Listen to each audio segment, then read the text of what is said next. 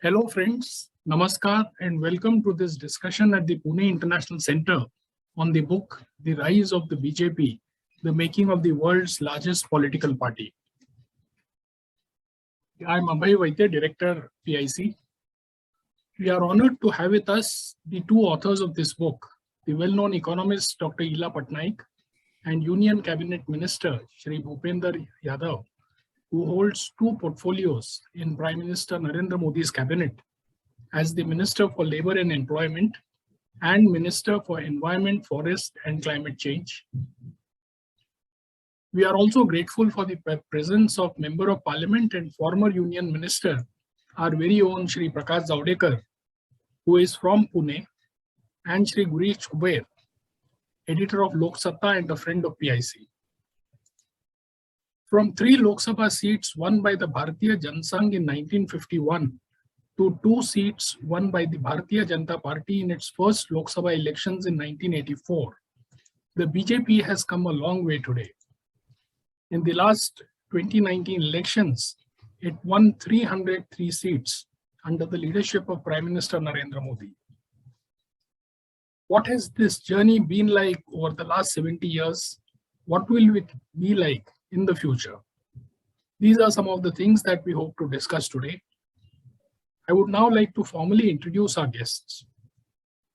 Union Cabinet Minister Shri Bhupender Yadav, who is joining us from Manipur, is the National General Secretary of the BJP.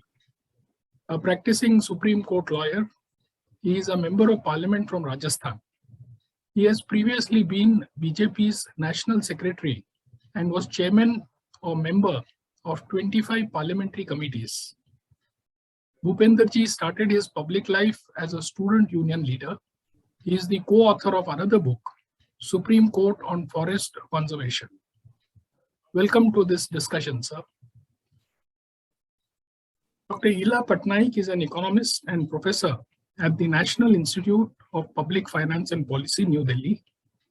He has previously served as the principal economic advisor to the Government of India in 2014-2015.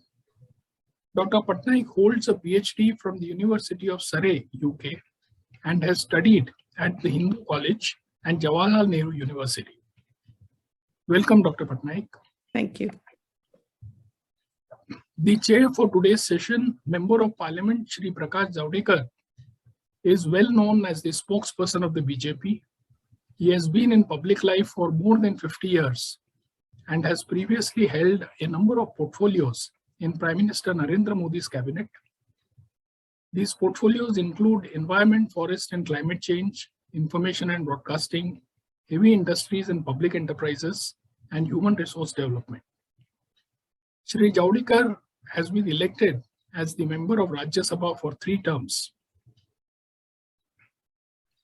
We are also honored to have with us Shri Girish, editor of the Marathi daily Loksatta and a friend of PIC, a journalist for more than 3 decades. A former political editor of the Economic Times, Girish is a Chevening scholar and has worked with The Guardian, London. He has written extensively on oil, international politics, and terrorism-related issues.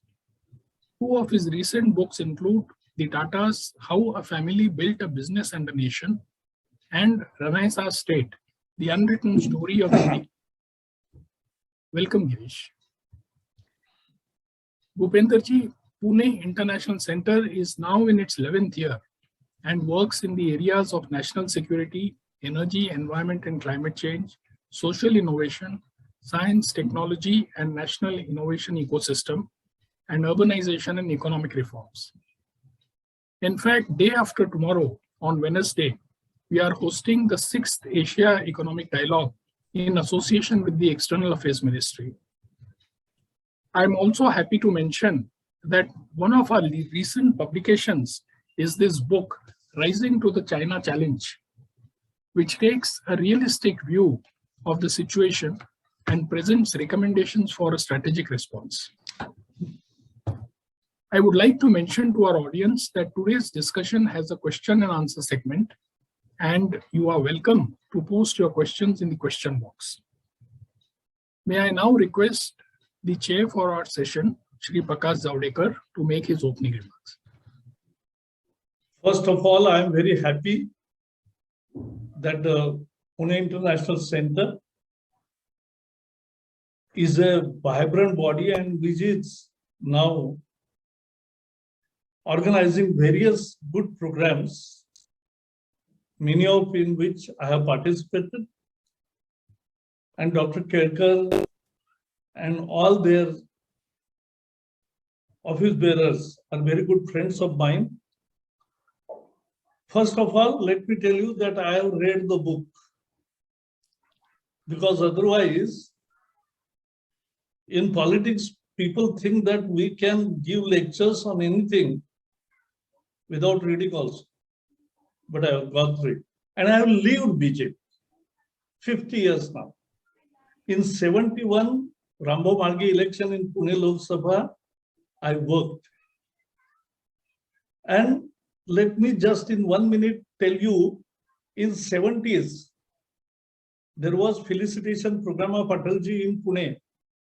We were college students and there was a huge crowd. And all people and various organizations were garlanding him. तो सब फूल माला चढ़ा रहे थे, तो वो 5-6 बार फूल माला निकाल के रखना पड़ा। तो अटल जी ने भाषण की शुरुआत जो की वो आज भी मैं नहीं भूला। उन्होंने कहा कि आज मुझे पता चला कि भक्तों ईश्वर की मूर्ति पत्थर की क्यों बनाई जाती है, कि वो भक्तों के प्यार के बोझ को सहन कर सके, इसलिए ईश्वर की मूर्ति पत्थर की बनाई जाती है। तो हमारी पहचान क्या है Bharatiya Janata party? We are a nation first party. I have not used word nationalism deliberately because in European parlance, it means something else. We are not that mean-minded. Ours is a nation first party. And that is the only identity of us. We are a cadre-based mass party. This is our second important aspect of our existence. Our philosophy is Antyodaya. Deendayal Upadhyay ji has put up a holistic approach of integral humanism, which can be described as third alternative to the capitalist theory and communist theory. We work collectively. And this is not a parivar party. Yes, there is ideological parivar. But that ideological parivar doesn't guide organs in minute details. We discuss, we deliberate, we differ. We chalk out our own programs and we march forward. And as Abhay rightly said, many people think that party's growth is from 2 seats to 3,303. No. In 52, we got 3 Lok Sabha seats. So it's from 3 to 303. This is fight against pseudo-secularism, fight against unnatural Article 370. It fight against basic freedoms of this country to protect democracy during emergency. When we were incarnated for 16 months, that's a huge fight which BJP has launched. And this is fight for national interest. And there are many other features we will discuss also. And then we will come to that conclusion. I must congratulate Bhupender Yadav and Ila Patnaik because they have chronicled the book which will become a reference book for anybody who wants to study and know. And last but not least, in the opening remarks, we are discussing a book and where the BJP has come to. We have more than 600 district Karyalayas built up in one unique design everywhere. And in every BJP office, there is library, physical as well as digital. This is BJP. And therefore, I'm very happy to chair this session. Thank you and all the best. Thank you, sir. May I request Bhupender ji and Dr. Patnaik to give us details about the book. Bhupender ji, if we could begin with you, sir.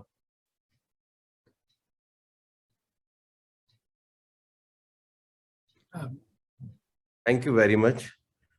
सबसे पहले तो मैं धन्यवाद देना चाहूंगा प्रकाश जी को आज के इस बुक डिस्कशन के प्रोग्राम को चेयर करने की। प्रकाश जी हम सबके वरिष्ठ नेता रहे हैं और लंबे समय तक हमने भी प्रकाश जी से बहुत सारे विषयों को जानते हुए पार्टी में काम किया है। हमारे वरिष्ठ भी रहे और मेरे प्रेडिसेसर भी प्रकाश जी रहे हैं, तो मैं उनको धन्यवाद देना चाहूंगा। गिरीश कुबेर जी पत्रकारिता जगत के एक प्रतिष्ठित नाम हैं, वो भी आज हमसे जुड़े हैं, मैं उनका भी स्वागत ही करना चाहूंगा। जो भारतीय जनता पार्टी की यात्रा अभी प्रकाश जी बता रहे थे, जनसंघ के रूप में 3 सदस्यों के साथ शुरू हुई थी। भारतीय जनता पार्टी की यात्रा के अपने पड़ाव हैं। जब आजादी के बाद गांधी जी ने कहा कि कांग्रेस को भंग करना चाहिए और अनेकों पार्टियां के साथ भारत का लोकतंत्र एक स्वस्थ भाव से चलना चाहिए, उस दौरान अनेक पार्टियां देश के अंतर्गत आई।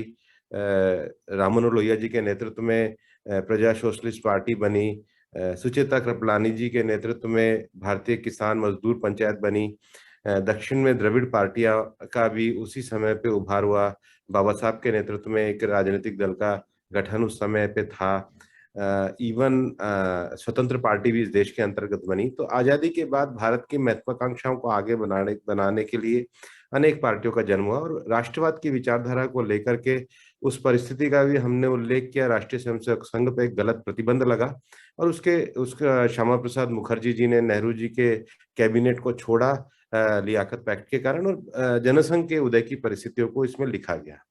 लेकिन जनसंघ की यात्रा में पहला ही झटका ये लगा कि डॉक्टर श्यामा प्रसाद मुखर्जी का असामयिक रूप से निधन हुआ।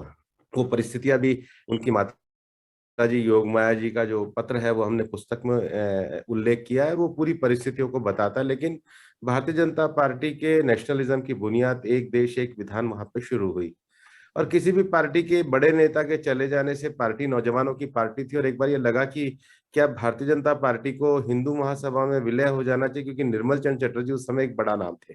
उस परिस्थिति का हमने उल्लेख किया। लेकिन दीनदयाल जी ने 1952 से लेकर और 1967 का जो एक पार्टी की फाउंडेशन को बनाने का, नींव को बनाने का, पार्टी के एक आइडियोलॉजिकल स्तर को बनाने का, एक कार्यशैली को बनाने का जो दीनदयाल जी ने काम किया, पार्टी को एक आइडियोलॉजी दी, उसका इस पुस्तक में वर्णन है।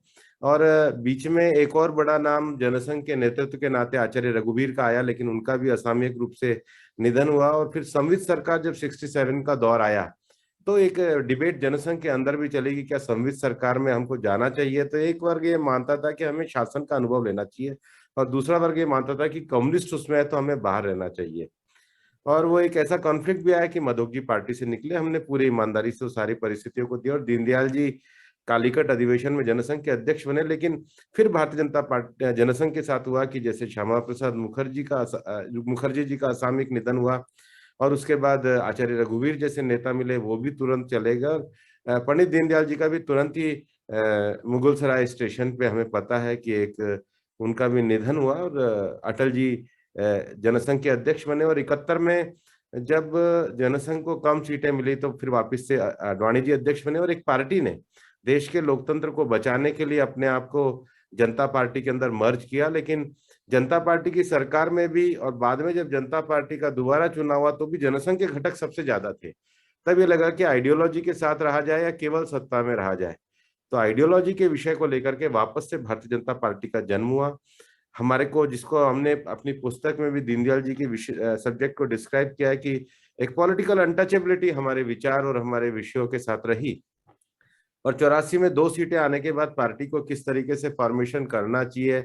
गांधीनगर में कृष्णलाल शर्मा जी की अध्यक्षता में कमेटी बनी, भारतीय जनता पार्टी के मोर्चे और सेल बने, और 84 से लेकर 91 आते आते भारतीय जनता पार्टी एक प्रमुख विपक्षी राजनीति बनी। वो क्या परिस्थिति, रेजोल्यूशन, आइडियोलॉजिकल विषय, सूडो सेकुलरिज्म, उसको पूरा हमने बुक के अंदर नरेट किया। और 91 में जब भारतीय जनता पार्टी मुख्य विपक्षी पार्टी बनी तो 96 में पहली बार सरकार बनी, 13 महीने और फिर 4 साल। तो 4 साल की सरकार बनने के बाद अल्टीमेटली गवर्नेंस में क्या चेंज आया, इला जी ने बहुत विस्तार से उन सारे विषयों का एनालिसिस किया और 50 से लेकर सारे रेजोल्यूशन को भी हमने दिया है। और 2004 में जब हम चुनाव हारे, क्योंकि कांग्रेस से हमारी केवल 8 सीटें कम आई थी, तो 2004 में चुनाव हारने के बाद एक बार लगा नेतृत्व बदलाव की बात हुई और राजनाथ जी के नेतृत्व में वापस से चुनाव हुए। तो हम कर्नाटक और पंजाब में वापस से भारतीय जनता पार्टी जीत करके आई और 4 से 14 में पार्टी ने नए नेतृत्व को बढ़ाया। नितिन जी पार्टी के अध्यक्ष बने, एकदम नए फ्रेश लोगों को पार्टी का महामंत्री बनाया गया। 10 साल के यूपीए शासन काल में जो पॉलिसी पैरालिसिस और जो भ्रष्टाचार का विषय हुआ, उसमें एक नए शासन की आवश्यकता हुई। और 2014 में गोवा में, उससे पहले 2013 में मोदी जी को चुना गया और 2014 में मोदी जी के नेतृत्व में चुनाव लड़ा गया। पहली बार हिंदुस्तान में कोई दल अपने दम पर सत्ता में रहा है, लेकिन मोदी जी का जो विजन है, नारा नेशनल एम्बिशन और रीजनल एस्पिरेशन, तो हमने अपने साथियों को नहीं छोड़ा। और 5 साल में गरीब कल्याणकारी राज्यों में की सरकार चलाते हुए 2019 में दोबारा से मैंडेट लेकर, पहली बार कांग्रेस के अलावा कोई दल दोबारा से मैंडेट लेकर आया है। तो इस पूरी पुस्तक में भारतीय जनता पार्टी की यात्रा का वर्णन है, लेकिन ये यात्रा अपने आप में अकेली यात्रा नहीं मानी जा सकती। उसका दर्शन, उसकी फिलॉसफी, उसकी कार्य पद्धति, उसमें लोगों का योगदान, उसका एक पूरा सफर हम लोगों ने लिखा है। और ऐसा नहीं है कि हमने इसको केवल बीजेपी के पॉइंट ऑफ व्यू से लिखा है। अगर आप पुस्तक को देखेंगे तो हमने और इला जी ने लगभग 732 रेफरेंसेस है। तो भाजपा के रेजोल्यूशन ही नहीं है, जो लोगों ने कभी भाजपा के खिलाफ भी लिखा होगा उनके भी कोट्स को कंटेम्प्रेरी पॉलिटिक्स में हम लोगों ने कोट किया है। जो भारत की महान विभूतियां, मतलब पॉलिटिकल कंटेम्प्रेरी लोग रहे हैं, चाहे शांति भूषण जी की ऑटोबायोग्राफी हो, चाहे चंद्रशेखर जी की बायोग्राफी हो, चाहे आई.के. गुजराल साहब की ऑटोबायोग्राफी हो, चाहे प्रणब मुखर्जी जी की ऑटोबायोग्राफी हो, कितने ही, चाहे चौधरी चरण सिंह जी के लिखे हुए हों, जिन्होंने भारत की राजनीति में कंटेम्प्रेरी विषयों पर लिखा, उसको हमने इसमें रेफरेंस पॉइंट के रूप में लिखा है। और हमारा ये मानना है कि आखिर एक जो राजनीतिक दल जिसने अपनी एक कार्य पद्धति, एक पॉलिटिकल अनटचेबिलिटी को तोड़ा, एक सर्वस्पर्शी पार्टी बनी, एक नेतृत्व दिया, हर 15 साल में भारतीय जनता पार्टी ने एक नया नेतृत्व दिया, हर 3 साल में भारतीय जनता पार्टी ने एक इंटरनल डेमोक्रेसी के इलेक्शन के सिस्टम को खड़ा किया, भारतीय जनता पार्टी और संघ परिवार का एक रिलेशन रहा है, कुछ विषयों को स्पष्टता और कंसिस्टेंसी के साथ उठाया। तो ये बीजेपी को, आज की राजनीति की अगर बीजेपी केंद्र बिंदु है, तो इसकी यात्रा और जर्नी को हमने लिखने का प्रयास किया। मैंने बहुत संक्षेप में पुस्तक और उसके रेफरेंसेस आपके सामने रखे हैं। कोई प्रश्न आएंगे तो मैं जरूर जवाब दूंगा। बहुत बहुत धन्यवाद भूपेंद्र जी। I would now like to request Dr. Patnaik, if you could shed some light and give us some insights into this book, ma'am. Thank you. And thank you very much for inviting us. It's a pleasure to be here. We wrote the book because I, as an outsider to the BJP, I don't belong to any political party. And yet, you know, one reads about the Congress, one reads about communist parties. And yet, you know, this was a party right at the center of Indian politics. And at least I was not able to find a good comprehensive book, and that's how we began you know, this collaboration, how we began this journey of writing our, you know, looking at archival material and putting all that together.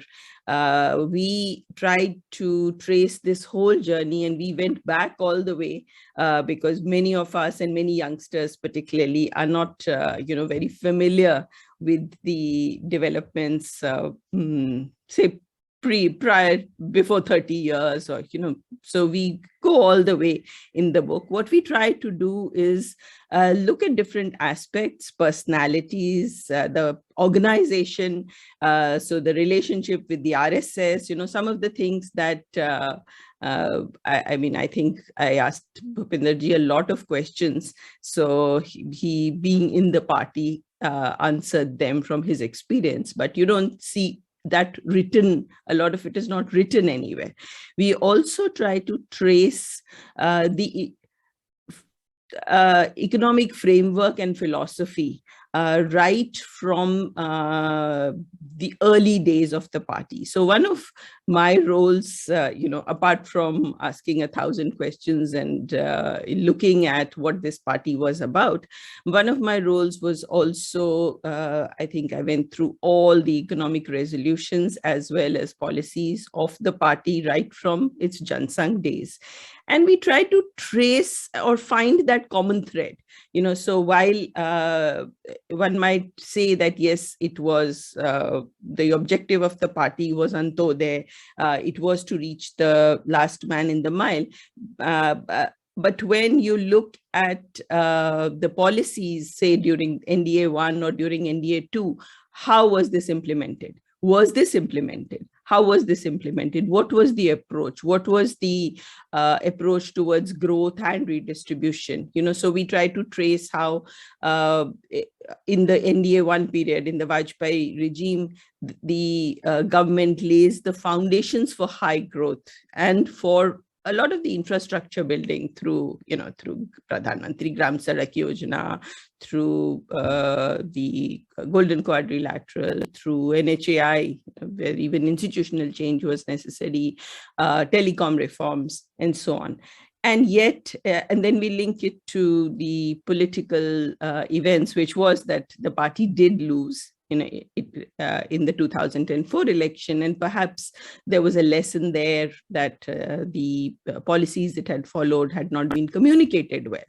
And then we go through the period where we come to the NDA 2 regime, or the 2014 BJP government, where it begins with a much bigger emphasis on governance, on targeted deliveries, it starts with the Jan Dhan. So here, I think there was, by now, it was possible to do digital. There was that infrastructure was there, and there is a whole infrastructure that gets created for direct benefit transfers. Not only does it reduce leakages, but it also provides government a way to directly reach beneficiaries, reach them in a targeted manner, reach them very fast, in a time-bound manner, so that you could, we further go ahead and trace it also to the Labharti programs, to how the party was then able to communicate its work to the voters. We trace it to how the party expanded in terms of its membership, then it reached out to the members. So, I mean, broadly, the attempt is to, whatever extent possible that we were able to do, to present the political economy, to link the economics, the economic policy with the politics and the growth of the party, as well as its functioning in the government. So maybe I should stop there now. Thank you very much. Indeed, as Bhupender ji explained, and as you also pointed out, when one takes a look at the book, it is indeed a very comprehensive account of the history of the BJP, right from its earliest years. And there is a lot of research and deep referencing that has gone into this book. And it is also very clear that it is an authoritative account of the party, because you have a co-author who has played such an important role in the party. Girish, could you please engage into a discussion? We have a scholar with us and 2 senior members of the BJP. Could you please give your insights and engage into a discussion on the book? Sure. It's first of all, I must thank Pune International Center for having me in this interesting debate. Also, I must congratulate Bhupender ji and Ila ji for the wonderful book, because otherwise in our if you look at history of India, there is if there is one thing we lack is documentation. So this is something which is extremely important, and in a great way it's done in this book. So it's a great reference point. Last fortnight or so, I've been reading reviews and your interviews about this book, including the one yesterday. I'm trying to get answers to questions which were not raised. That's what my attempt is. So the first question, Bhupenderji, is of course to you as a political journalist, as someone having friends in the BJP. Around 35 years I've been covering this. So of late, what I have observed, and which reflects in the title of the book also, the making of the world's largest political party. So सवाल ये है कि of late, yes, maybe it's last 5-6 years probably, is that so? BJP is obsessed with largest, biggest, and tallest, and that kind of a thing, you know. Does it come out of any complex, or I mean that's what I wonder. कि ये सब सबसे बड़ा, सबसे ऊंचा, why this so? नहीं, ऐसा नहीं मानना चाहिए, लेकिन आज की दुनिया में अगर डेमोक्रेटिक मतलब वैल्यूज को अगर हम बढ़ाना चाहते हैं तो हमें अपना टारगेट भी तय करना पड़ता है। देखिए, दुनिया को अगर आप देखेंगे तो आप ये मान के चलेंगे कि 1/3 दुनिया में तो डेमोक्रेसी है ही नहीं, या तो मोनार्क है या कम्युनिस्ट है। 1/3 दुनिया में, 1/3 दुनिया में क्रिप्टो डेमोक्रेसी। अब मैं नाम नहीं लेना चाहता हूँ, लेकिन सो कॉल्ड डेमोक्रेसी है। वाइब्रेंट डेमोक्रेसी 1/3 दुनिया में है। डेमोक्रेसी का अर्थ क्या है कि सबको अपने डिसीजन लेने के अधिकार हो, डिग्निफाइड लाइफ जीने का अधिकार हो, पब्लिक पार्टिसिपेशन हो, सॉवरेन पावर का जो यूज है किसी भी नेशन की, वो लोगों के द्वारा किया जाए। तो क्या ऐसे में भारत की डेमोक्रेसी, जो दुनिया की वाइब्रेंट डेमोक्रेसी कही जाती है, वहां कोई ऐसी पार्टी एग्जिस्ट कर सकती है जो संख्या में भी ज्यादा हो, इंटरनल डेमोक्रेसी में भी अपने आप को कसौटी पे खरीद उतरती हो, डेमोक्रेटिक किसी भी पार्टिसिपेशन में चुनाव है उसमें भी पार्टिसिपेटिव सबसे ज्यादा करती हो? तो हमारा ऑब्सेशन नहीं है, लेकिन अगर अपनी हमारी उपलब्धि है और उसके साथ विनम्रता का भाव है तो उससे देखना चाहिए, देखने की दृष्टि ये होनी चाहिए। नहीं, बीजेपी जो कुछ कर दिया तो सबसे बड़ा होता है, सबसे लंबा होता है, दुनिया का सबसे बड़ा वगैरह। I mean the reason was this, you know, I mean या देखिए, उद्देश्य बड़ा होना चाहिए, लेकिन उसमें विनम्रता नहीं छूटनी चाहिए। जिस दिन उद्देश्य के साथ विनम्रता चली जाएगी तो हम अहंकारी हो जाएंगे। तो बड़ा तो बनना सबके मन में होना चाहिए। हम भी अपने बच्चों को कहते हैं बड़ा बनो, लेकिन अहंकारी मत बनो। तो बीजेपी की ये चुनौती भी है और बीजेपी का ये लक्ष्य भी है। दोनों में ही संतुलन करके चलना होगा। तो हमारा बड़ा कहने का अर्थ विनम्रता के साथ है कि हम डेमोक्रेसी को ज्यादा अच्छी तरीके से, बड़े होते हुए भी डेमोक्रेसी को ज्यादा मजबूत बनाना चाहते हैं। इसके पीछे का भाव ये है। Right. But when you say world's largest political party, and obviously when you look at a map of India, below Narmada, below Kaveri, 4-5 southern states, you haven't done much there. You haven't been able to penetrate. So don't you think it? On the one side, we call it's the biggest or the largest political party, and on the other hand, southern side, there is not much success to BJP. मैं ऐसा नहीं मानता हूं। मेरा मानना है कि कांग्रेस इस देश में एक समय तक अम्ब्रेला ऑर्गेनाइजेशन रही है, लेकिन अगर नर्मदा जी के नीचे भी अगर आप देखेंगे तो अभी महाराष्ट्र में भी हम लार्जेस्ट आए हैं, नीचे कर्नाटक में भी हमारी सरकार आई है, पुडुचेरी में भी पहली बार बीजेपी की कोalition की सरकार बनी है, तमिलनाडु और केरल में हमारे काम बढ़ाने की आवश्यकता काफी है, लेकिन तेलंगाना में अगर आप प्रदर्शन देखेंगे तो बीजेपी का बहुत बेहतर हुआ है। और विशेष रूप से अगर आप नॉर्थ ईस्ट में इस समय देखेंगे, मतलब बंगाल में भी हम 3 से लेकर के 80 पे पहुंचे हैं, आसाम में दोबारा सरकार आई है, अरुणाचल में बीजेपी की सरकार, मणिपुर में बीजेपी की सरकार, त्रिपुरा में बीजेपी की सरकार, नागालैंड जैसे राज्य में भी हम सत्ता के अंतर्गत हैं। तो किसी भी पार्टी को एक पैन इंडियन स्वरूप में जाने के लिए निश्चित रूप से जो मैंने अपने जो ओपनिंग रिमार्क थे उस समय एक मोदी जी का मैंने एक वर्ड कहा था, जो उन्होंने एनडीए 2 को जब दोबारा से 303 आए, उन्होंने कहा कि देखिए हम 303 आए लेकिन हम अपने सहयोगियों को साथ लेकर चलेंगे, वी बिलीव इन नारा। नारा को उन्होंने डिस्क्राइब किया था NARA, नेशनल एम्बिशन और रीजनल एस्पिरेशन। और भारत में किसी लंबा चलना है तो हमारी राष्ट्रीय आकांक्षाओं के साथ हमारी जो क्षेत्रीय आकांक्षाएं हैं उनका मिलन करके चलना पड़ेगा। तो पार्टियों को भी फेडरल स्वरूप में, नेशनलिस्ट पार्टियों को भी फेडरल स्वरूप में होना होगा, क्षेत्रीय आकांक्षाओं को राष्ट्रीय आवश्यकताओं के साथ जोड़ करके चलना होगा। और जहां पर हम नहीं है, मानते हम नहीं है, वहां पर भी हमारा विस्तार हो, वहां का स्थानीय नेतृत्व मजबूत हो। ये तो हमारी पार्टी की कार्य योजना का भी हिस्सा, किसी भी पार्टी को अपने एक्सपेंशन के लिए ये करना ही चाहिए। Rightly, you talked about the federal structure. That's exactly was my question.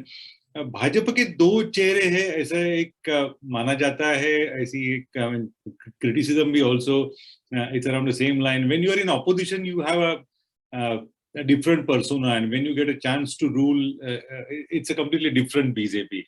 When it comes to federalism, Modi as a chief minister of Gujarat was seen as a champion of federalism, and he was the one who always used to fight with the center. But as a national ruling party, there is a criticism, and which I say it's fairly okay and logical also. BJP is accused of being anti-federal. So the mistake Congress did, do you think you are also on the same way of having this imposing structure and not exactly responding to regional aspirations when it comes to political ambition? So पहला सवाल, ये दो faces है क्या, and then now the Congress's mistake and BJP choosing the same track? नहीं, हमारी core philosophy में हम फेडरलिज्म में पूरी तरीके से विश्वास रखते हैं।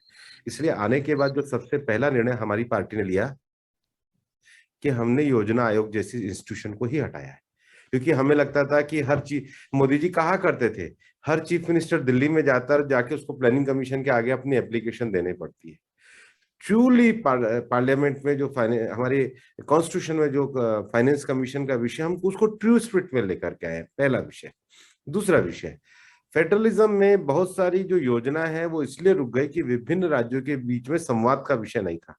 मोदी जी ने प्रधानमंत्री बनने के बाद प्रगति जैसे कार्य को शुरू करा, और आप देख रहे होंगे आखिर ये नर्मदा कब पूरा हुआ, आखिर महाराष्ट्र, गुजरात, राजस्थान के विषय को कैसे पूरा किया, केन बेतवा अपना मध्य प्रदेश और उत्तर प्रदेश कैसे शुरू हुआ, प्रगति की योजनाओं को। तो फेडरलिज्म का अर्थ ये नहीं है कि हम केवल एग्जिस्ट करते हैं, हम परस्पर एक दूसरे के सहयोग से अंतरराज्यीय विषयों को कितना मजबूती के साथ लेते हैं। तीसरा विषय, जब कोविड जैसी महामारी का भी विषय आया तो आप मान के चलिए प्रधानमंत्री जी ने हर तीसरे महीने किस प्रकार से मीटिंग ली, पहली लहर, दूसरी लहर, तीसरी लहर में राज्य प्रकार से कॉन्फिडेंस के लिए लिया।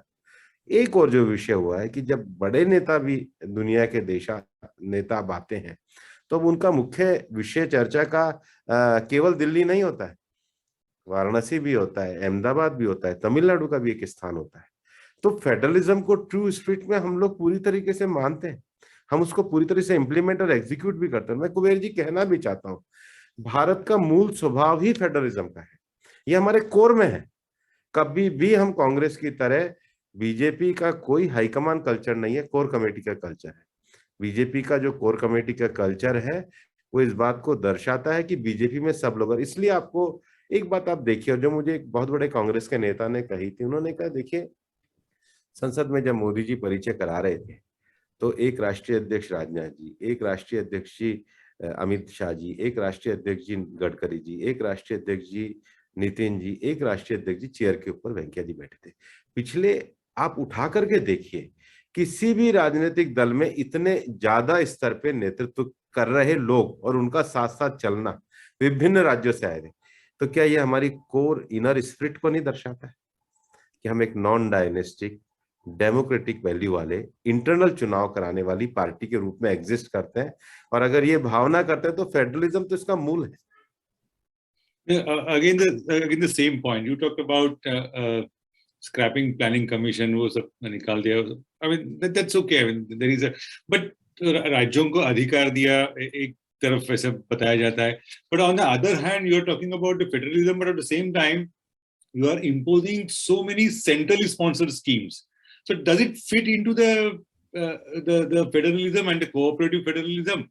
Number one. Number two, the two biggest issues BJP faced were because of their encroachment on the state territory. First, obviously, was the land acquisition bill 2014 में, and now agrarian reform का जो आपका जो प्रयत्न था, वो दोनों स्टेट सब्जेक्ट के ऊपर आपका जो एंक्रोचमेंट हुआ, उसकी वजह से बीजेपी को जो कुछ हुआ वो सहना पड़ा. तो ऐसा नहीं लगता कि ज्यादा सेंट्रलाइज होने लगा है देश अपना, और द पॉलिसीज एंड वो असिस्टेंस देना हो, कुछ भी हो, थोड़ा सा ये जो क्रिटिसिज्म है उसमें आपको लगता है कुछ तथ्य है इसमें? नहीं, मैं नहीं मानता इसमें तथ्य, क्योंकि देखिए भारत का विकास, जब मोदी जी ने 2014 का भाषण दिया था तो उन्होंने कहा एक शरीर में अगर आपकी दो बाजू हैं तो दोनों ही समान रूप से मजबूत होनी चाहिए. तो क्या हमने 116 एस्पिरेंट डिस्ट्रिक्ट्स का चयन किया, उसमें कोई भेदभाव किया? क्या बिहार में रहने वाला अररिया जिला और क्या महाराष्ट्र के विदर्भ का कोई जिला और क्या तमिलनाडु के उत्तर का और कर्नाटक के उत्तर का कोई जिला, क्या उनको समान रूप से विकास में भागीदार नहीं होना चाहिए? क्या ये स्पिरिट सही नहीं है? ये स्पिरिट एकदम सही है. दूसरा, आप लैंड एक्विजिशन की बात कर रहे हो. हमसे पहले तो लैंड एक्विजिशन बिल में कांग्रेस ने अमेंडमेंट किया था. 2013 का जो लैंड एक्विजिशन बिल का जो अमेंडमेंट है, 1894 के बिल को तो कांग्रेस ने अमेंड किया था. हम उसको सुधार करना चाहते थे.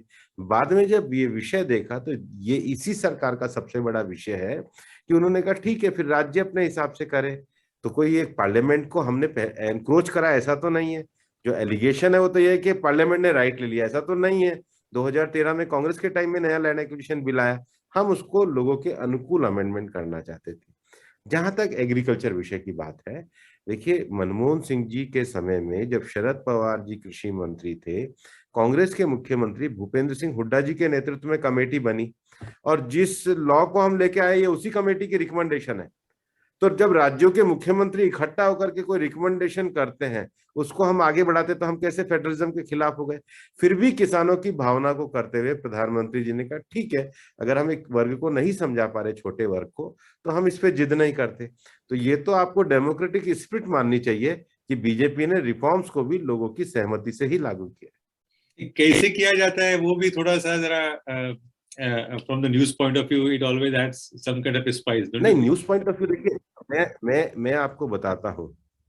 आप एक बात देखिए, आईबीसी जैसा लॉ जिसका 1960 में लॉ कमीशन ने रिकमेंडेशन किया, हम पार्लियामेंट की स्टैंडिंग सेलेक्ट कमेटी को लेकर के आए. जीएसटी जैसा लॉ जो कांग्रेस के द्वारा लागू नहीं किया जाता, जिसमें पहली बार पार्लियामेंट ने और राज्यों ने अपने अपने अधिकार जीएसटी काउंसिल को दिए, जो देश के लिए आवश्यक है. क्या ये ट्रू स्पिरिट में हमने नहीं किया? क्या सब राज्यों की कंसेंसस नहीं ली? सरफेसी जैसे लॉ में अब तो ऐसा नहीं है कि बीजेपी ने, हम राज्यों की कंसेंसस के द्वारा ही संवैधानिक संशोधन को लेकर के आए. तो ये तो पूरी ट्रू स्पिरिट में काम हमने किया. अब देखिए, राजनीति में अच्छा काम करने के बाद भी सब हमको गुलाब के फूल ही देंगे, कोई कांटा नहीं देंगे, ऐसा थोड़ी होगा. आलोचना तो होगी, लेकिन हम इस आलोचना को भी स्वीकार करके अपने स्पिरिट से आगे बढ़ रहे हैं. आपके पार्टी के जो बहुत सारे दोस्त है उसमें से एक का कहना है कि एक्चुअली स्पीकिंग मोदी जी उन्होंने जो काम किया है वो अटल जी से बहुत ज्यादा किया है. It's too much of important things, important decision he has taken. But when it comes to image making, that's not exactly the case. थोड़ा सा कुछ गड़बड़ है, ऐसा नहीं लगता आपको? कनेक्ट होगा, कम्युनिकेशन में होगा? नहीं, मुझे लगता है कि जितने सहयोगी हमारे 2014 में थे, अगर 2019 का चुनाव देखेंगे तो हमारे सहयोगी दलों की संख्या बड़ी है. और 2014 के बाद हमें 4 करोड़ वोट भी ज्यादा मिले, सीटें भी ज्यादा मिले. लेकिन मेरा ये मानना है संतोष का विषय नहीं हो सकता है. पार्लियामेंट्री पार्टी में और पार्लियामेंट्री डेमोक्रेसी की जो सबसे बड़ी खूबसूरती है, जो प्रेसिडेंशियल सिस्टम है, वहां तो एक बार प्रेसिडेंट बन गए, 5 साल के लिए केवल सीनेट में बिल पास कराने. पार्लियामेंट्री जो सिस्टम है पूरी दुनिया में, उसमें आपको हमेशा अकाउंटेबल रहना पड़ता है. तो इस कसौटी पे मोदी जी हमेशा सतर्क भी रहे हैं, उनका नेतृत्व भी रहा है और खरे भी उतरे। कुछ लोग ऐसे भी कहते हैं कि वो हमारे जो देश के कुछ नेता है, अलग पक्ष के हो, पार्टी के हो, अपने पार्टी के हो, उनको भी अगर कुछ गले लगाएं तो अच्छा हो जाएगा। आपको लगता है ऐसा? नहीं, वो सभी को साथ लेकर के चलते हैं। और मेरे को लगता है कि मतलब कोई भी नेता, हमने पुस्तक में एक जगह उल्लेख किया है और जो आपको लगेगा कि कितनी बड़ी डेमोक्रेटिक स्पिरिट है, एक भी पार्लियामेंट्री बोर्ड की बैठक उन्होंने अपने घर पे नहीं दी। कोई प्रधानमंत्री के बारे में एक भी पार्लियामेंट्री बोर्ड, मतलब पार्टी अपनी डेमोक्रेटिक स्पिरिट को, देश के प्रधानमंत्री कितना महत्व देते हैं, इसको तो कभी मीडिया के लिए न्यूज नहीं बनती ना। लेकिन ये आप देखिए ना, हमने ये भी लिखा है, एक बार वो यूपी के चुनाव से लौट करके सीधा मेट्रो से बैठ के पहुंचे, ट्रैफिक था, क्योंकि वो जानते थे कि सरकार और पार्टी, जो नेहरू जी के समय में सबसे पहला हुआ और जो हमने पुस्तक में भी लिखा है कि नेहरू जी ने जैसे ही सरदार साहब की मृत्यु हुई, सबसे पहला काम किया कि पुरुषोत्तम दास टंडन जी का इस्तीफा लेके खुद ही पार्टी के अध्यक्ष और प्रधानमंत्री दोनों बन गए। वहां से हम डायनेस्टिक पॉलिटिक्स पे आ गए।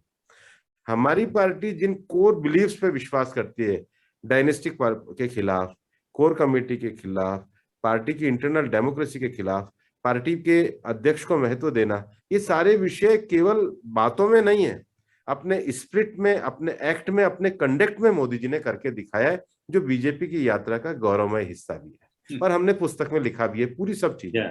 That is true. Ila ji, now I have the same question to you. I mean, there is a criticism, and I think it's fairly valid. The BJP has two agendas when they are in opposition and when they rule, especially in the center. The case in point, and since it's about the expertise, your expertise on that, GST or FDI in retail. Don't you think so? I mean, as an economist and someone who has observed this economic trajectory of the BJP, I mean, so much work it's been done in the book. Don't you think there is a kind of a conflict or dichotomy? I think that GST is a process of handing over power to the states. So today, think back on all the budgets. I mean, I'm sure you, as we've all sat through these. The finance minister sitting and saying, I change excise duty on A, B, and C to this, that, and the other. That was power. Okay, so power. So, I'm putting politics aside and thinking in economic terms, power is about money and power is about deciding who has control over resources. So all decisions about, what would the excise rate be would be taken in secret at the center. Now, what does a GST do? The GST that we have takes those decisions to the GST Council. And in the GST Council are the finance ministers of each and every state. So I would say this, for me, this is the biggest decentralization possible. Sorry to interrupt you. The point was, it was the same BJP who was opposing GST when it was not ruling the center. And now it was the same BJP which actually brought the GST. Yeah, so all the politics that happens when you are here or when you are there or where you are standing can, that has its own reasons and that has its own points of what is happening at that time and who you're opposing. But you look at the GST task force report, the report that Dr. Kelkar had, the committee that Dr. Kelkar had headed, and that report was then revived again. That work or the GST work, regardless of, I'm not going into the politics of it, I don't understand it that well. But when I look at what was actually done, so they needn't have done it, right? But it was brought back, and handing over this power to the states, to the GST Council, which today decides what would be the excise rate. The biggest thing is the indirect tax rate. That power has been transferred. So, I think sometimes we get a little caught up in the problems of the day. So when we think of GST is such a big fundamental reform, it had to have teething problems. And those teething problems were what, a lot of us focused on.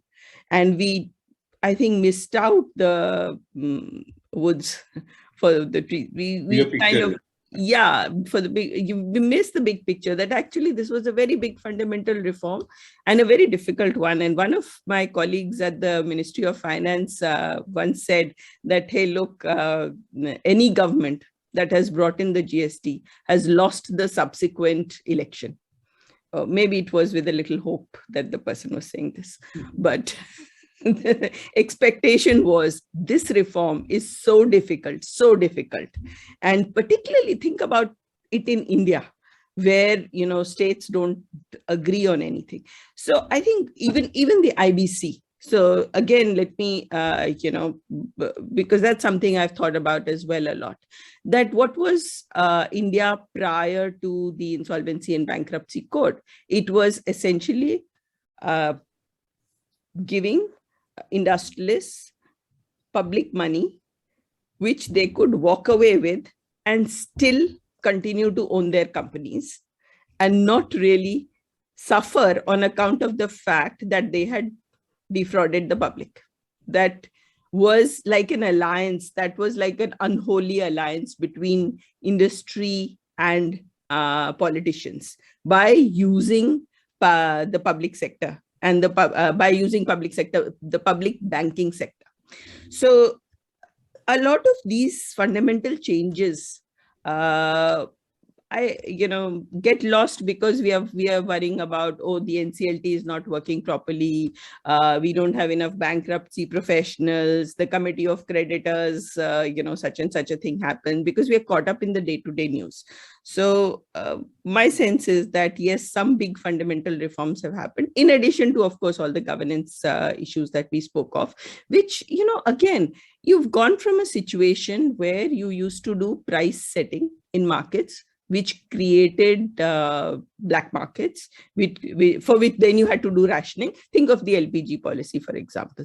Okay, so gas cylinders, there used to be this price setting. The subsidy would be sitting on the balance sheets of the oil companies, who would then float oil bonds, which would then be hidden items off balance sheet, right? Now, from that to setting to giving a direct subsidy, to doing an income transfer, moving away from distorting markets to moving to a situation where you give a direct transfer. I think a lot of this is not understood. A lot of this, I mean, one has tried to explain it to some extent in the book, but, I think there have been, and particularly at the margin. So sometimes, you can say that this party has not gone back and undone everything that was done in the last 70 years. Yeah, sure. It's very difficult to undo. I mean, we saw how much time it took to do Air India privatization, but it's not easy to undo everything. But if you look at the margin and some of the changes that were made, there I think that we see a different strategy for economic growth and redistribution. Yeah, cannot be. I think it's just not possible, being from this profession, not to be skeptical, But when you talk about the GST committee meeting and the very process-driven system and how it is transparent and honest, I can't stop wondering. I mean, just ahead of some state elections, Khakra gets into another category. So are these not playing with policies, this kind of decisions? Do you think that it is exactly perfectly fine, whatever is being done or being, I mean, it's been trying. Yeah, sorry. Yeah, so I don't look for perfection. I don't look for black and white. I look at trends and which direction are you going in. So, if we were heading in the opposite direction, if we made every tax rate completely arbitrary, as we had, where, I remember speeches not too long ago. I mean, I remember speeches where the finance minister would be just standing there and talking about changing each and every single rate. I remember times when there was a huge amount of lobbying. From that to, okay, you might change some khakra and something. No, I think if I think of it in terms of percentages of, so if the wrong that was happening was 90% and now the wrong that is happening is 3%, which is wrong in the sense that something that I don't agree with or something going in a direction. So I prefer to look at the broader picture and see, is this going in the right direction? Have we made a lot of progress? So of course we can always find a few things. I mean, this is, parties are contesting elections, and there'll always be something. There'll always be somebody who will say free power, and then one can say, oh, but this is going to destroy the entire system. And then we find that everybody is offering that. But those kind of things are always happening. But if you step back a little and then you try to see what is the broad trend, and have we moved, or at least at the margin, what is happening is better than the direction in which we were going, then I would say that's the kind of analysis or insight that we try to look at. And last question, I mean, on the economic front, a section of economists, from writers, commentators, there is a very interesting comment made on economic policies of this government. One of them said recently, this government happens to be the, I mean, they may be critical of Nehru, but the Nehruvian economy, this government is the biggest follower of Nehruvian economy. Do you subscribe to that? No, I don't. I actually see that there is a move away from the kind of planning and so what was the Nehruvian philosophy? Maybe not Nehruvian, but the Soviet model, Soviet model, the East European model was where you set prices. So you interfere in markets by setting prices. You say this will be at this price, and then once you do that, obviously what happens then is that demand increases and supply falls, and then you have very, very unequal access, even though you started with saying that yes, the poor will get something, but because you interfere in markets, you get unequal access. Now, if I think of this government, whether it's NDA 1, whether it's Modi 1 and Modi 2, then I don't find that is their main economic philosophy. So yes, people might pick a few things that might have been done by the government, but when I look at the big picture, then the economic philosophy is more of let the market function. That is why you see a lot of either interest subvention or direct benefit transfers, the kind of things that economists all over the world would use to advocate. Do cash transfers, okay? Don't interfere in markets, don't do price setting. Strangely enough, those economists are now quiet. They are not saying, hey, yes, this government did do what we had been saying that they should do. And we'd been saying that for 15, 20 years, but nobody did it. And now this government has done it. I mean, I've seen a lot of that advice come from the World Bank, from, the whole Washington consensus that income, give direct income transfers, don't interfere in markets. But today they don't talk about it. So that would be my answer to them. Yeah, interesting. Bhupender ji, itna itihas ka, I mean, such a big span you have chosen. Looking back, what do you think? This is the last question from me, because there are must be many from the audiences, participants. ऐसी कौन सी चीज लगती है आपको कि BJP ने ये चीज, this action would have been a little better or different? It would have been beneficial in the larger scheme of things Bhajpa के लिए? गिरीश जी, पहले मैं एक जो इला जी से आपने इकोनॉमी का पॉलिटिकल क्वेश्चन पूछा था, उसका मैं आपको क्लैरिफिकेशन देना चाहता हूँ, क्योंकि वो जवाब मैं ही दे सकता हूँ कि बीजेपी ने पहले जीएसटी का विरोध क्यों किया, फिर जीएसटी को पास क्यों किया। इला जी का पूरा इकोनॉमिक फील्ड है। हाँ, हम लोगों ने विरोध किया था, और क्यों किया था वो आपके पुराने क्वेश्चन से लगेगा। देखिए, उस समय जो राज्य ऑलरेडी डेवलप्ड हो गए थे, जिन्होंने अपना इंडस्ट्रियल ग्रोथ, इन्वेस्टमेंट किया था, वो बार बार सेंटर को कहते थे कि भाई आप एक बात बताइए कि जो सेंट्रल पूल का पैसा है वो आप हमारा लंबे समय तक पेंडिंग रखते हो, उसका समाधान क्या है, और हमारा कंपनसेशन का समाधान क्या है। आपको आश्चर्य होगा, इन्होंने कोई जवाब दिया ही नहीं कांग्रेस के लोगों ने। केवल उस समय गुजरात में नहीं था, महाराष्ट्र ने भी किया, कांग्रेस के भी कुछ राज्यों का विरोध था।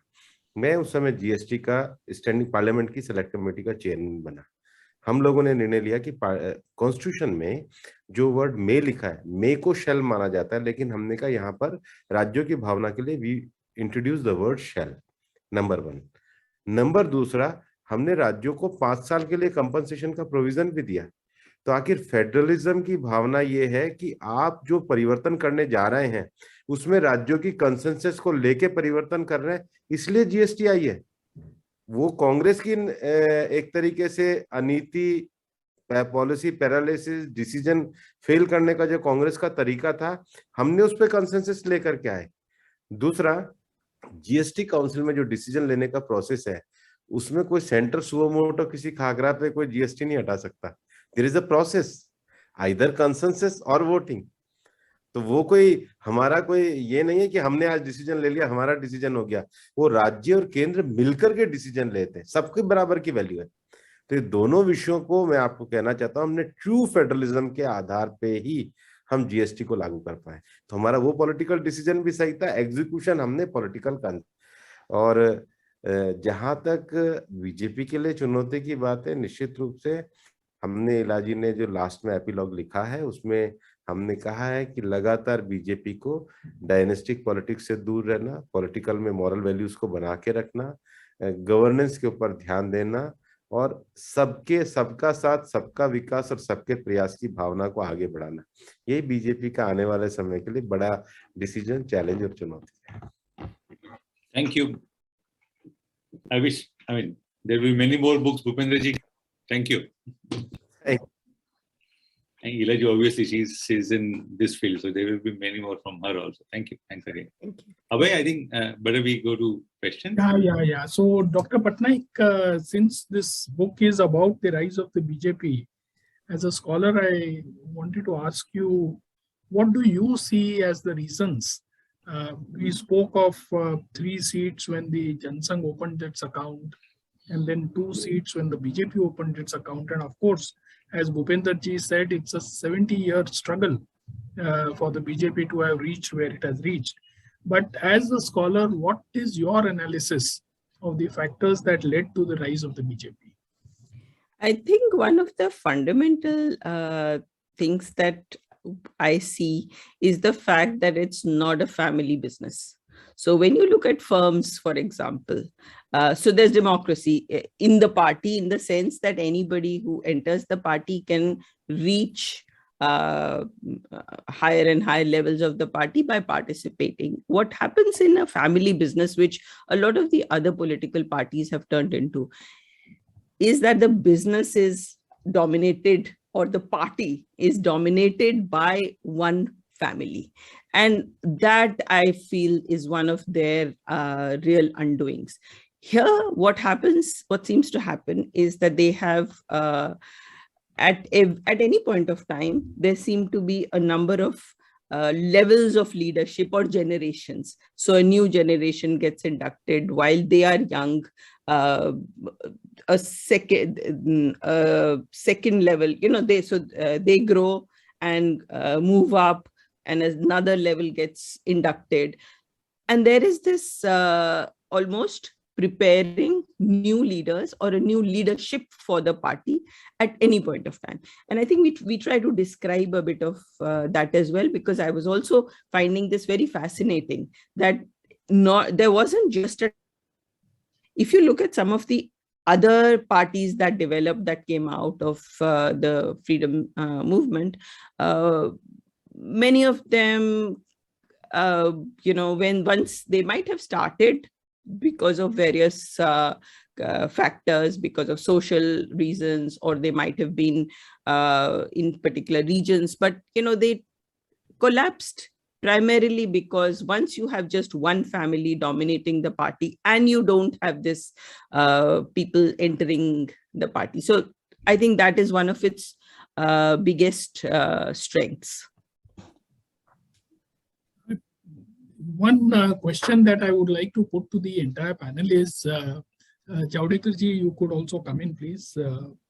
2014, when Modi ji came and the slogan which captivated the imagination of the country was Sabka Saath, Sabka Vikas.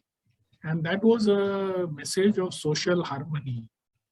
Now today, after 7 years, do you feel that this element of social harmony is turning more towards disharmony?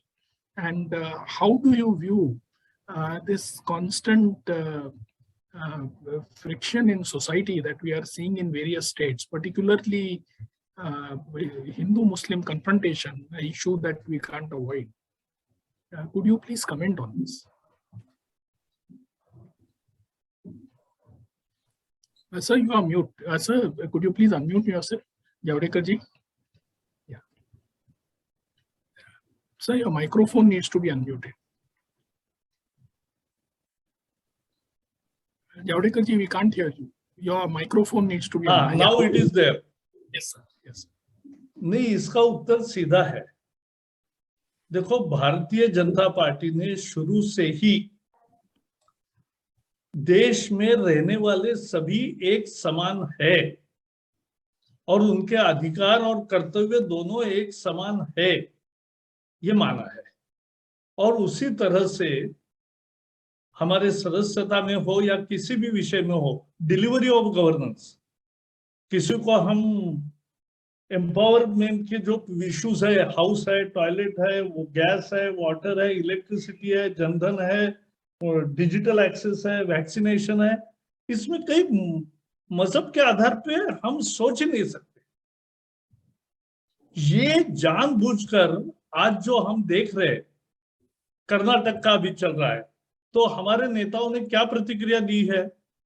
प्रतिक्रिया ये दी है कि we will prefer uniform but let the court order, we will follow it. अब इससे और क्या हो सकता है यानी सरकार के लिए? यानी हमें समझना चाहिए कि इशू इज नॉट हिजाब, हिजाब इज नॉट बैन.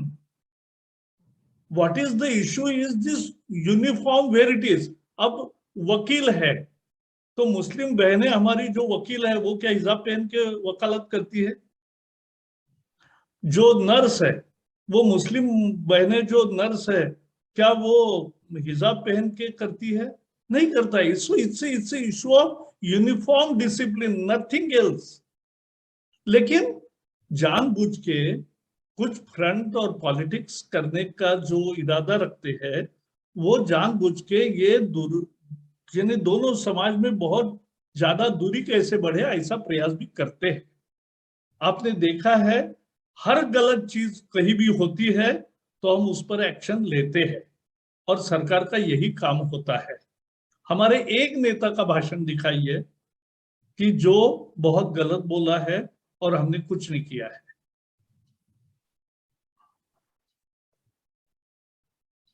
भूपेंद्र जी, आप कुछ कहना चाहोगे?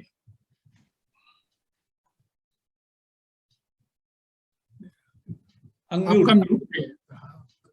नहीं, मेरा नहीं. I am completely agree with the statement of Prakash ji. There is no discrimination in the government policy on the basis of any religion. So we believe in the fair governance, and that is the main work of the BJP, and that is our main motto: Sabka Saath, Sabka Vikas, Sabka Prayas. So as per the Congress regime is concerned, Congress regime is the evidence for the full of violence on the name of religion. In the last 5 years, you've seen this type of violence not happen in this country. So where is the caution? Governance is fair, our intention is fair, our delivery is fair. Where is the caution? Where is this caution arise? Sir, there is a question from Mr. Samir Gandhi. Since assuming power in 2014, BJP has become strong, but India is weakened. Old friends have left and relations are bitter. Why so? मैं अगर जवाब दूं तो इतना simple जवाब है कि देखो, BJP tried in every possible way to maintain cordial relations with our partners. और जो स्टोरी आज मैं बाहर नहीं बता सकता, शायद गिरीश जी को मालूम भी होगा, लेकिन लंबा हमने रोक दिया कि हमारे अलायंस पार्टनर को हमारे साथ रखने के लिए।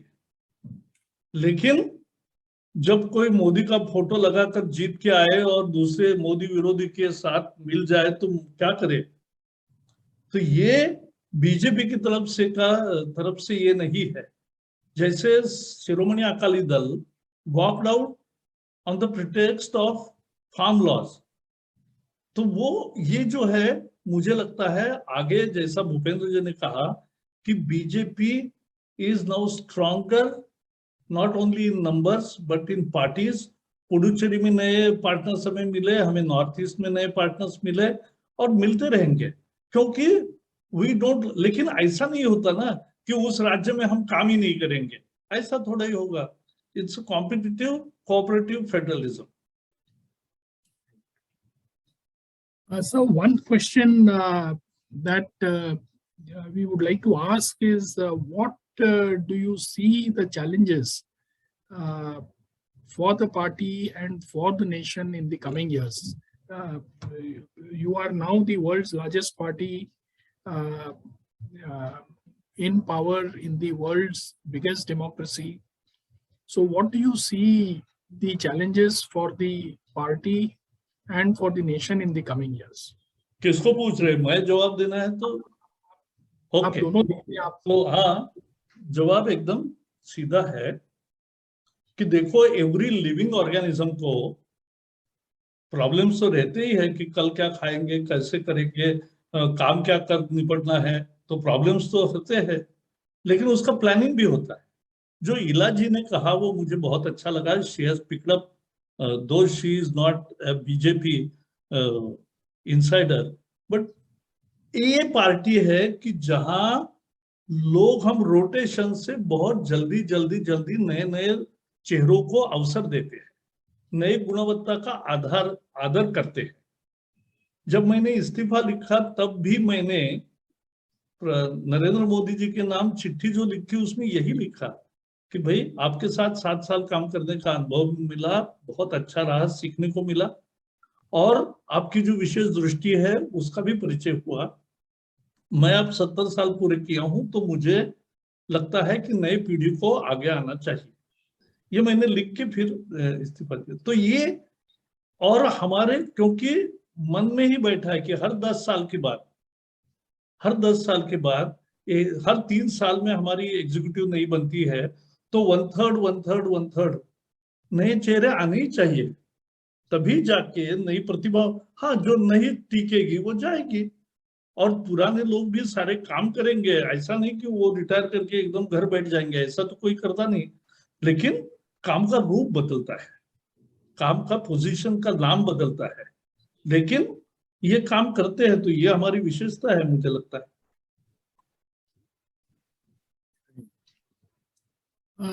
Bhupender ji, one question that we have received is that BJP was a true cadre-based disciplined party.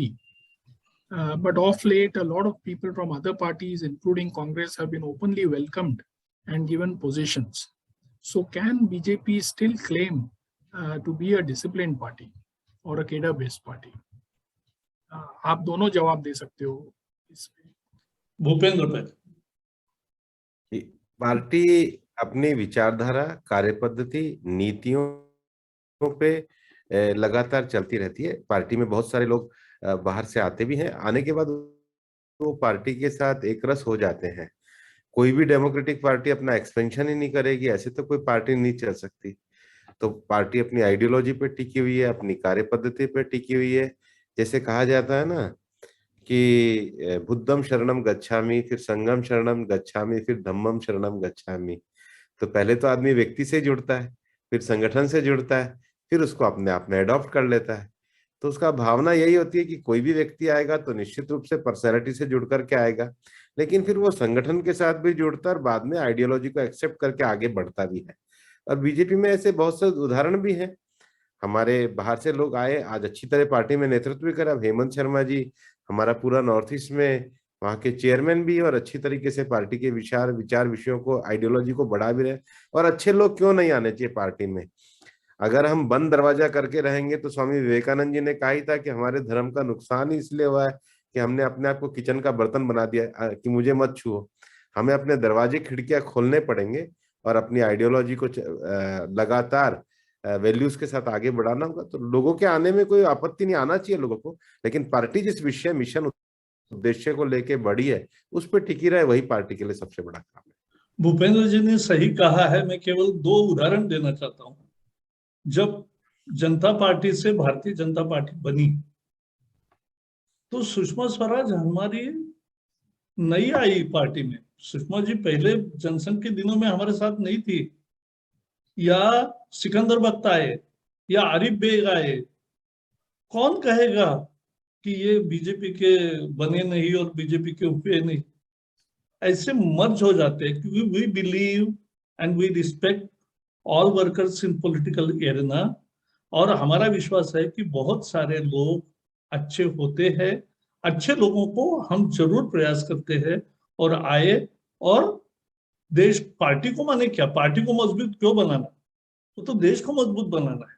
और आपने जो अभी एक गिरीश ने कहा था कि लार्जेस्ट पार्टी, आपको लार्जेस्ट का क्यों ये है, तो एक ही वाक्य में कहूंगा कि largest, it is not we made the largest party, people made it, because it was miss call campaign.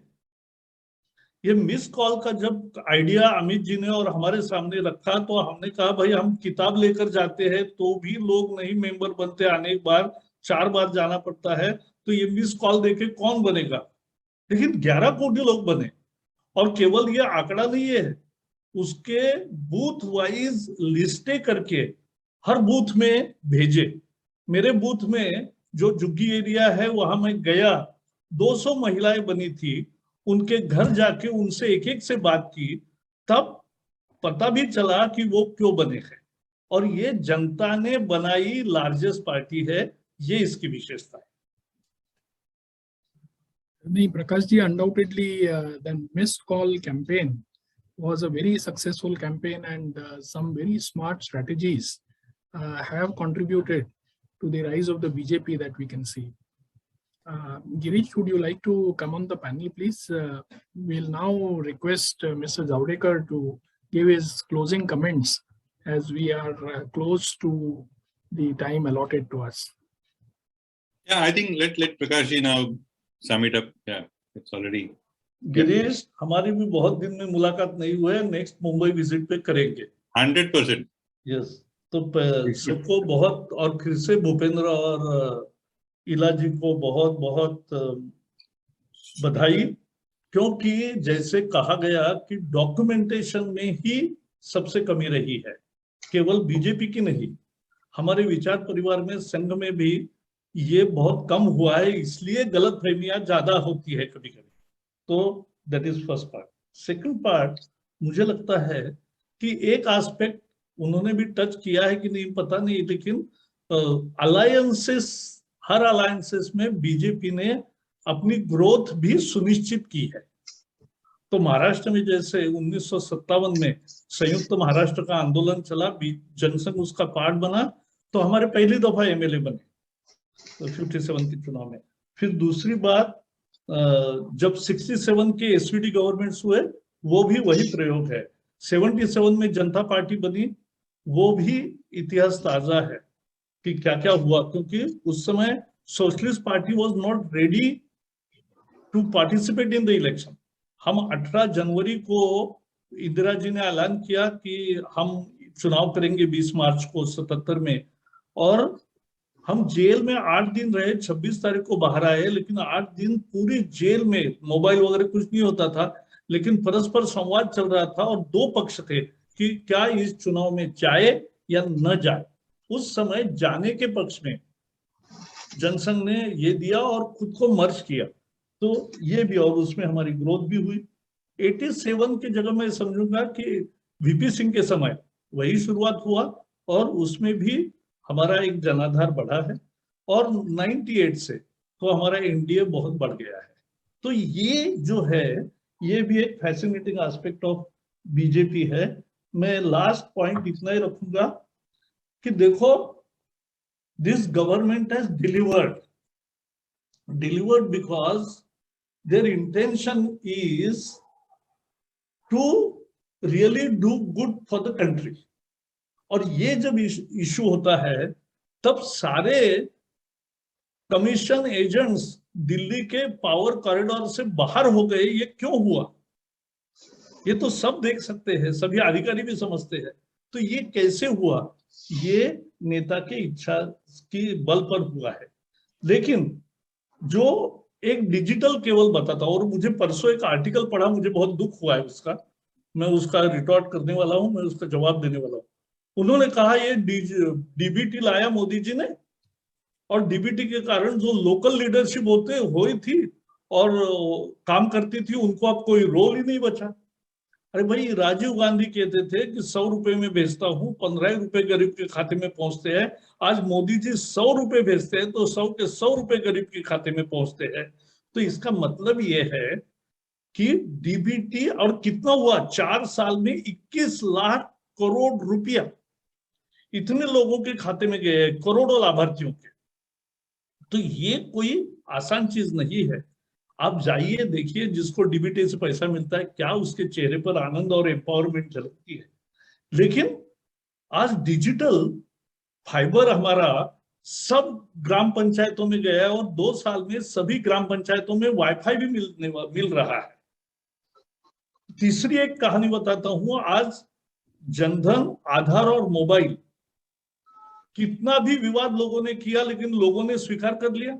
120-130 crore हो गए, जनधन खाते भी 40 करोड़ हो गए, मोबाइल भी उतने हो गए 120 करोड़ से ज्यादा, और 70 करोड़ उसमें अब स्मार्ट मोबाइल हो गए।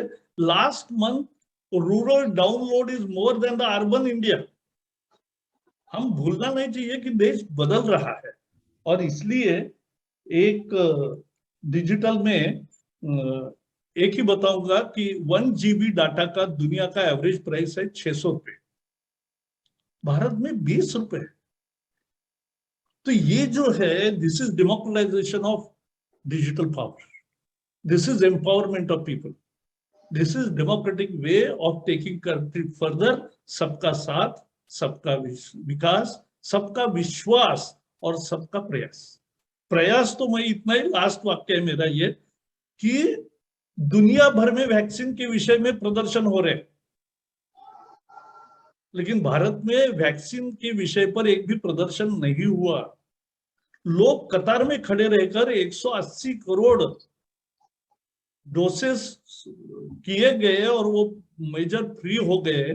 तो ये जो है, this is difference between world. मैंने जोकोविक के उस पर एक ट्वीट किया था कि Djokovic, you are great tennis player, and you said that you have personal right to ensure what goes into your body, but if you don't get vaccinated, you can infect, you can harm people, you have no right to harm other people, and therefore there is a societal duty. India has done this. This is new India in action. Thank you very much, Javadekar ji, for your closing comments. Thank you, Bhupender ji, and thank you, Dr. Ila Patnaik. As I said in the beginning, this book, The Rise of the BJP, is a very important book to understand the party, and it presents authoritative account on all the points of growth and the challenges that the party has faced over these years. Overall, as Girish Kuber also brought into the discussion, we do want to see more harmony in the federal relationship between the center and the states. Bhupender ji, you spoke of national ambitions and regional aspirations. And Javadekar ji, you spoke of the challenges for the party and the future vision that you see for the party.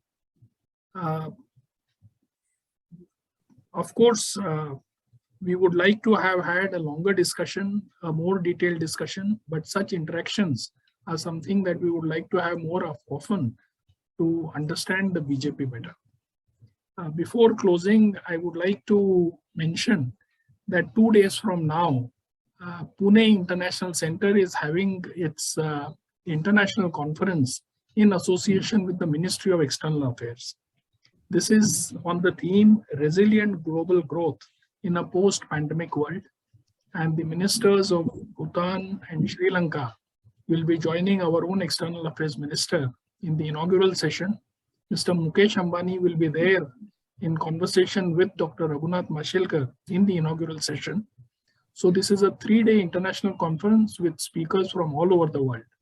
And I would like all the members of our audience to join in and participate in this conference.